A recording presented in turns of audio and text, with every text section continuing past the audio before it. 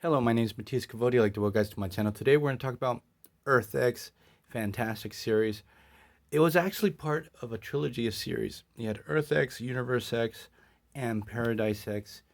And at least for me, it felt like the definitive Marvel story because it dived deep into Marvel history, into its lore, but also gave you like a perfect ending to whatever everything that went down within the Marvel universe. And the writer, at least for Earth X, is Jim Krueger. Did a fantastic job. It's co-written by Alex Ross, who obviously is the artist on the covers. And Alex Ross designed all these characters, all classic Marvel characters, but sort of reimagined. And and the art within each of these issues is done by John Paul Leon. So I'm missing the first issues from this crossover, but we're going to cover the final battle between Captain America and the Red Skull. And in issue 10 and 11, we're going to discover the secret of the Celestials. What's their end game, their plan, why Earth is important, why there's people with powers on our planet. If you haven't read Earth X, Paradise X, and Universe X, you're really missing out. Like, before I spoil the hell out of this, it's really, really good. And a lot of stuff that took place in this particular series sort of bled over into the main Marvel universe. Like, they took a lot of ideas from here. Certain points straight up copied. And there was many acts of lazy writing after this came out. So at the beginning of each Earth X issue, sorry, I started it there.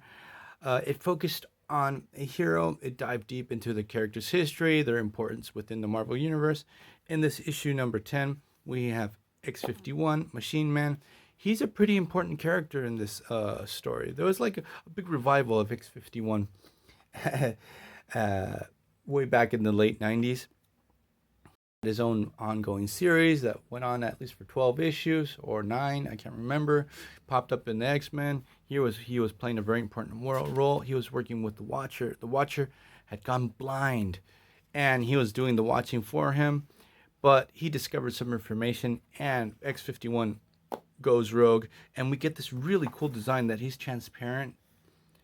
That looks so awesome. Like, some of the designs of the characters that we get in this story by Alex Ross are so emblematic, and it's really weird because we never see him again after this crossover. Sometimes I feel like this whole saga of the Earth, Paradise, and Earth, Universe, and Paradise X have been completely forgotten, except for there's like a HeroClix series that came out a while back that was really good. That's like the only mention that we get of this universe. It doesn't get as much love as maybe a House of M or Age of Apocalypse. We have this young kid. His name was the Red Skull. He's basically taking over the United States. He's a very strong mental powers, and he's mind controlling everyone. It's like jumping in the deep end since we're diving into issue 10. I just can't find, they're mixed up. I have all the other issues prior to this, but I'm going to go through basic 2-issue chunks of Earth X, Paradise X, and Universe X, because each issue has a lot to unpack. So we discover the secret of Black Bolt, because what we find out in the series is that there was a battle between Black Bolt and Maximus, and had created this bomb with Terrigen Mist. He was part of his evil plan, but what happens is that Black Bolt actually decides to discharge all the Terrigen Mist into Earth's atmosphere, so the Inhumans can become part of the human population. They were being very persecuted. Everyone got powers, but everything went to shit because of this. But also, this is part of a plan because Black Bolt knows that the Celestials are coming. About this story is that the Celestials are coming because there's a Celestial within Earth that they're coming to watch it hatch and become born, or to help it.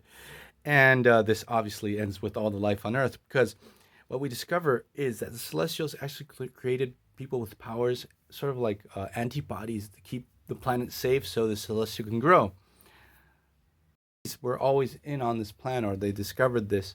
So they created the Inhumans to sort of like frustrate their plans, So, and stop, because they hate each other, the Kree and the Celestials, stop this whole situation. So basically, Black Bolt created the major defenses for the Earth.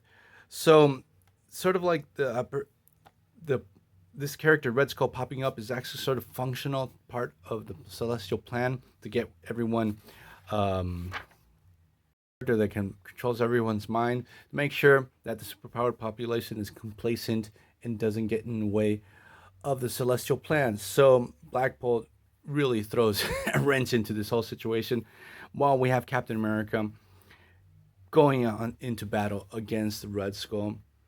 Incarnation of Cap, he's totally broken. He's a man without a country. The United States sort of doesn't exist anymore. All the heroes are gone, or in really in a bad situation. And Red Skull is insanely powerful, because we get this first battle. Captain America is like able not to stop Red Skull from controlling him, because he, typical of his character, he's very strong-willed. I hated these Spider-Man PSAs. That it really they were all over the place back then. This came out in 1999. During Earth X, we had this Namor Human Torch hybrid that was really, really awesome. It was such interesting. Two of Marvel's characters, first characters, fused together. Even though he was fused with the Human Torch, the second one, Johnny Storm, not the Jim Hammond, was able to defeat the heroes, mind wipe, and control all of them. While we have Black Bolt epically going into outer space. At the end of each one of these issues, Earth X, we got a really deep explanation of everything that would go on. A conversation between Uatu, the Watcher, and it was up to this point with X-51. Then he leaves, he rebels, so he's with John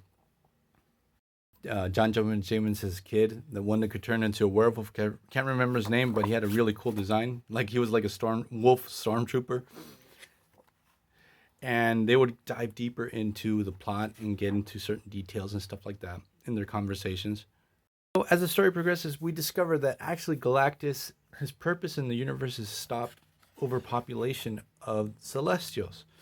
So he would go planet to planet, consume them, but in this way, he would make sure that they wouldn't overpopulate the universe. And so Reed Richards really screwed up, because he actually cures Galactus of his hunger and turns him into a star, so there's no Galactus to stop the situation. We get this epic one-man battle of Black Bolt against the Celestials. It's so well done. The art, it's super dark, but it's really well done. And in one final act, he's not actually trying to battle the Celestials. He's calling out to someone. But who? Because Galactus is gone. A really messed up moment. In a second attack, they're using clay. Alicia Masters has the special clay that she used. The same type of clay that Puppet Master used to create these golems to attack Red Skull, but one of them is a decoy. It's Captain America.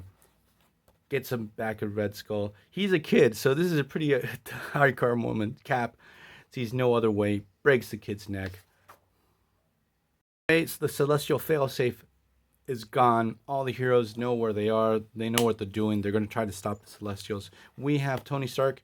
He's like a recluse, like Howard Hughes. He was never exposed to Terrigen Mist, hiding away. He finds out about the situation. He gets this awesome giant Pacific Rim type of Tony Stark armor. It's actually the Tony Stark factory. He's going in to confront the Celestials. So, guys, read this. I spoiled the hell out of this issue, but the Earth X run, I'm going to go back and cover the first issues too when I find them. It's really, really, really, really good. It's really worth the while to read. Hope you guys like this video. See you guys next time. Bye.